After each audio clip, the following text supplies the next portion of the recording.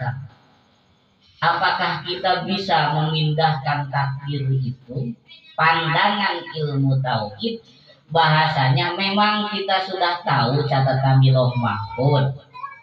Kan ada gini nih, kita walaupun takdirnya ahli neraka bisa aja dipindah ke surga kalau kita beramal. Kalau pahaman tauhid, emang kita tahu catatan di Lauh Mahfuz, ya kan? Itu pandangannya. Sebab apa? Nih. Sebab apa seperti itu? Inna ahadukum. Mana itu? Inna ahadukum la ya'malu bi amali ahlil jannah hatta ma yakunu bainaha wa bainahu ila dira'in payasbiku alaihil kitabu payamalu bi amali ahli nar payadhuluha. Kita itu rajin beramal, apa tadi amalnya, amal kebaikan. Rajin beramal, amal kebaikan. Wah, sholatnya kelewat. Kayaknya kita itu calon ahli surga kan? Bahkan tinggal sedikit lagi antara kita dengan surga.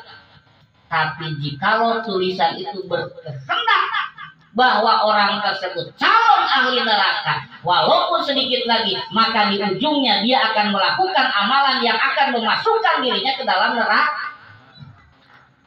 Makanya di situ kita jangan ujung, Pak.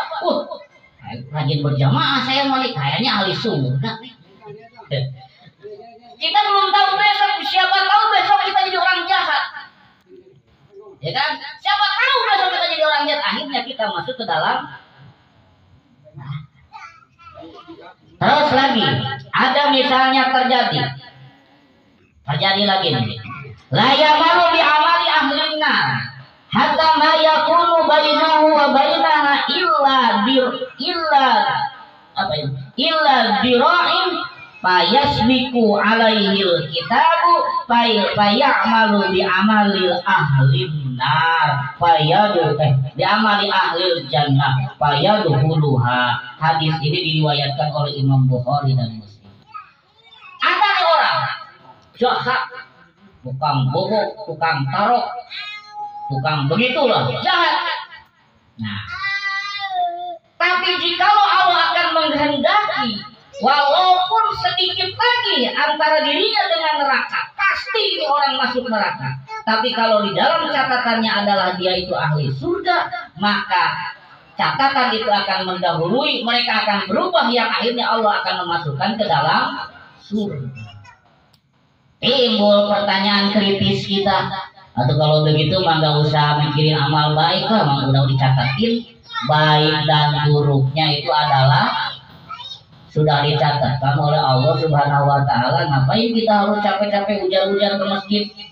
Ngapain kita harus capek-capek kerjaan ditinggalin sholat? Nah, di dalam ilmu tauhid ada yang disebutkan fi haqqihi ta'ala wa fi haqqihil makhluk. Ada hak Allah, ada hak makhluk. Ingat-ingat. Apa hak Allah? Mengkehendaki jahatnya seorang, baiknya orang, buruknya orang, itu adalah hak Allah.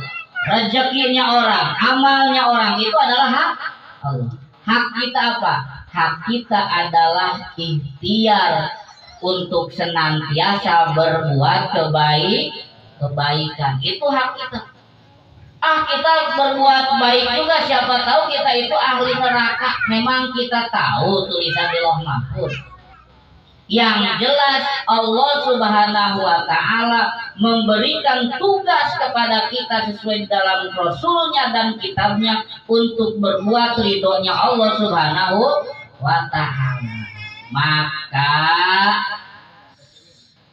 di dalam kumpulan dalam rangka 4 bulannya itu, yuk kita sama-sama doakan semoga si Jabang bayi ini menjadi orang yang bagus, rezekinya luas, perjalanannya selalu banyak senangnya, dan diberikan amal yang baik, dan juga nanti pulangnya dalam keadaan husnul khotimah.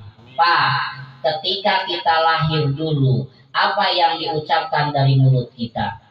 Ketawa apa nangis? Nangis. Wah, kita nangis.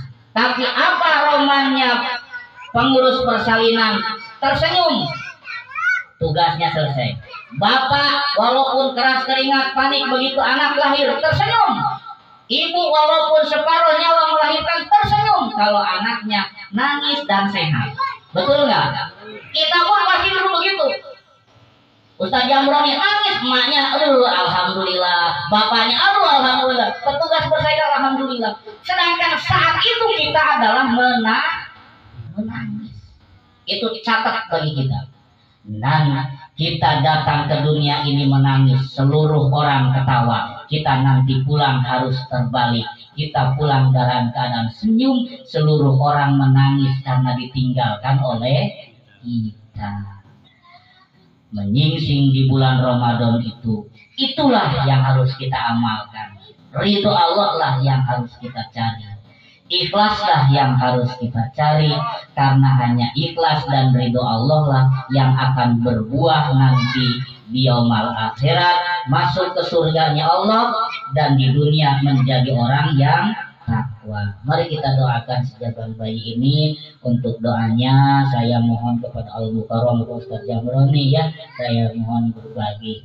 Assalamualaikum warahmatullahi wabarakatuh. Waalaikumsalam.